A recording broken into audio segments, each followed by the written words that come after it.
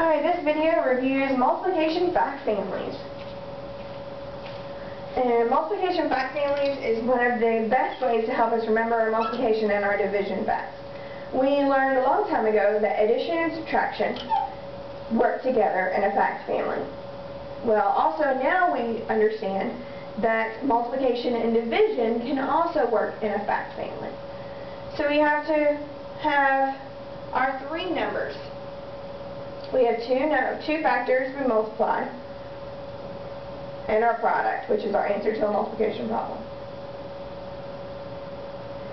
So let's say, okay, I can pick two numbers. Well, let's see, I'm going to pick 2 and 4. Well, I need my third number. I can't just make up my third number out of the top of my head. So I'm going to say, okay, well, I have 2 times 4. That's the easiest way to start. 2 times 4. Multiply 2 times 4. I can count by 2s till I get to 4, and that equals 8. So now I have my third number, 8. I couldn't just pick a third number. I had to find the answer for the product before I moved on. So now I need my next problem of my fact family. Remember, in a fact family, I have 2 multiplication problems and 2 division problems. So here I have my first multiplication problem. Now I need my second. Well, at my second, my product is still going to be the same.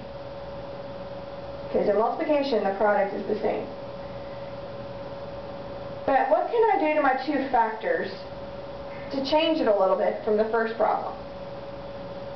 Well, I can flip them. I can do 4 times 2. Because if I know that 2 times 4 equals 8, then I know that if I flip it, 4 times 2 does also equal 8. Also equals 8. So now I have my 2 multiplication problems. I can turn these into division problems without much problem.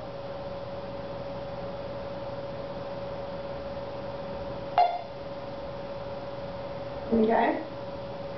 Now my division problems, what number has to go first? The biggest number. The biggest number. Just like in subtraction, the biggest number is first. In division, our biggest number is first. So we take the product of our multiplication, and it is now the first number in our division problems. Okay? Now I have my 2 numbers left, 4 and 2. 4. So I can put in any order my 4 and my 2, and I can do 8 divided by 4 is going to have to equal 2. And then I can flip it and say 8 divided by 2 is going to equal 4. So if I automatically know in my head that 2 times 4 equals 8, then I will be able to know every single one of these problems. Because I have to say, well, 8 divided by 2 equals 4 because it's flipped from 2 times 4 equals 8. Okay, let's try this again. So let's say I'm going to pick my 2 numbers. Let's see. Let's do 5 and 4. Easiest way to find my third number is to multiply these 2 numbers. 5 times 4. Count by 5s and 4 times. My answer is 20. Okay? Second multiplication problem, well, my product I know is still going to be 20 because it's the largest and it has to be at the end. But I have to flip my 2 factors. So now I have 4 times 5 equals 20. I know 5 times 4 equals 20, and I know 4 times 5 equals 20. Now I'm ready for my division.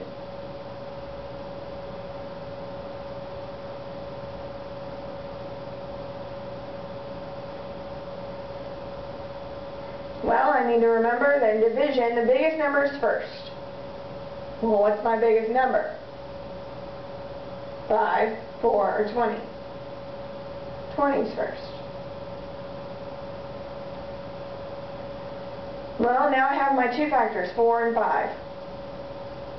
Here, I can do 20 divided by 4 equals 5. Well, what if down here I said 20 divided by 4 equals 5? Would that be the correct answer? No, not quite. While this is still a fact, part of the fact family, now I have it twice. They look the same, don't they? I forgot to flip them. So I have to do 5. 20 divided by 5 equals 4. This reminds you a little bit more about your multiplication and division fact families. And I hope it helps you on your homework.